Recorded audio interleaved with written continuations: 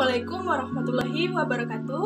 Perkenalkan, nama saya Yuyun Angelina dengan NIM 06144282025030, mahasiswi dari Prodi IPG PAUD Universitas Wijaya. Pada kesempatan kali ini, saya akan menyampaikan tentang materi strategi pembelajaran umum dan kelompok yang saya buat untuk memenuhi tugas ujian tengah semester pada mata kuliah Belajar dan Pembelajaran Pendidikan Anak Usia Dini yang diampu oleh Ibu Profesor Dr. Sri Sumarni MPD dan Ibu Dara Zulaiha MPD.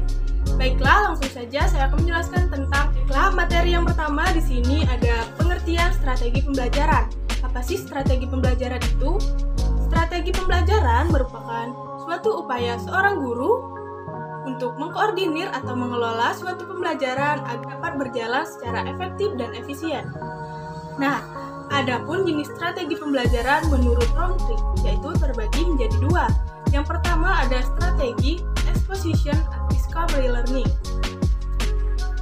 yang terdiri dari tiga. Yang pertama ada strategi expository, yaitu strategi di mana seorang siswa dituntut untuk mampu menguasai materi.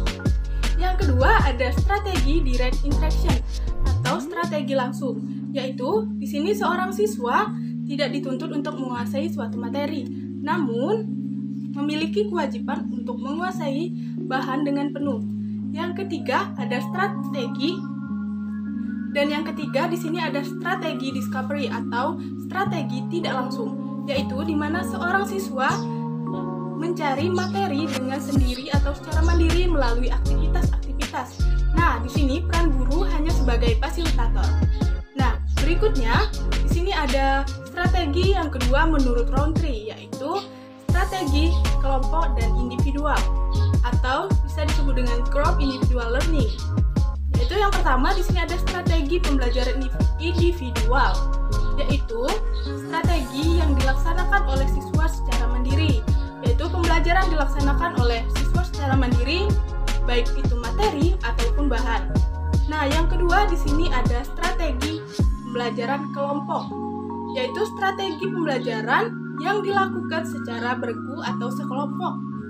Di sini siswa diajar oleh seorang guru atau beberapa guru. Secara umum, strategi pembelajaran dikutip dari Hadiati dan Pidrayani tahun 2015 terbagi menjadi tiga.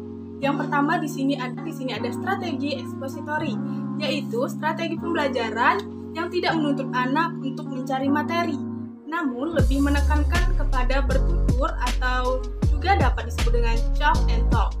Yang kedua di sini ada strategi inquiry, yaitu strategi pembelajaran yang menekankan untuk siswa menjadi kreatif dan berpikir analisis juga kritis, dan diharapkan untuk dapat mengaplikasikannya dalam bentuk sikap atau akhlakul karimah. Nah, menurut Hadiningrum dan Umrotul Hafidoh, strategi ini memiliki kelebihan. Ada 5 kelebihan. Yang pertama ada ingatan menjadi lebih meningkat. Yang kedua, membekali siswa untuk menjadi lebih kreatif. Yang ketiga, ada siswa dapat mengembangkan keterampilan dan sikap. Dan yang kelima, ada bentuk dan mengembangkan konsep dasar pada siswa. Nah, yang kedua ada strategi pembelajaran konseptual, yaitu strategi pembelajaran ini bertujuan untuk memotivasi peserta didik untuk memahami makna dari pembelajaran dan dapat menerapkannya dalam kehidupan sehari-hari. Nah, yang selanjutnya di sini ada materi yang selanjutnya adalah karakteristik dalam memilih strategi pembelajaran. Ada 5 karakteristik dalam memilih strategi pembelajaran. Yang pertama ada karakteristik tujuan pembelajaran yang dapat mengembangkan 6 aspek. Yang kedua ada karakteristik anak untuk mengembangkan kemampuannya baik dari usianya ataupun kemampuannya. Yang ketiga di sini ada tempat yang dapat digunakan baik itu indoor ataupun outdoor. Yang keempat di sini ada tema dan bahan ajar yang akan disampaikan kepada anak. Dan yang terakhir di sini ada karakteristik dan pola yang akan digunakan. Sampai kepada materi yang terakhir. Di sini ada strategi dalam kreativitas dalam pembelajaran. Siswa yang kreatif diperlukan seorang guru yang memiliki kompetensi sebagai berikut. Pengetahuan tentang karakter dan prinsip pada siswa yang kreatif. Yang kedua, kan tingkat berpikir tingkat tinggi. Yang ketiga, siswa dalam memecahkan masalah. Yang keempat, mengembangkan bahan ajar untuk menantang siswa lebih kreatif.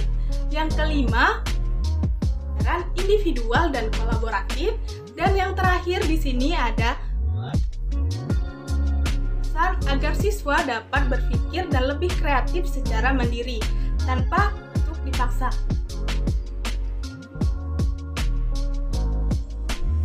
Baiklah, sekian materi yang dapat saya sampaikan pada kesempatan kali ini. Saya harap para audiens dapat memahami materi yang setelah saya sampaikan. Lebih dan kurang saya mohon maaf, kepada Allah saya mohon maaf pun. Saya akhiri, wassalamualaikum warahmatullahi wabarakatuh. Terima kasih.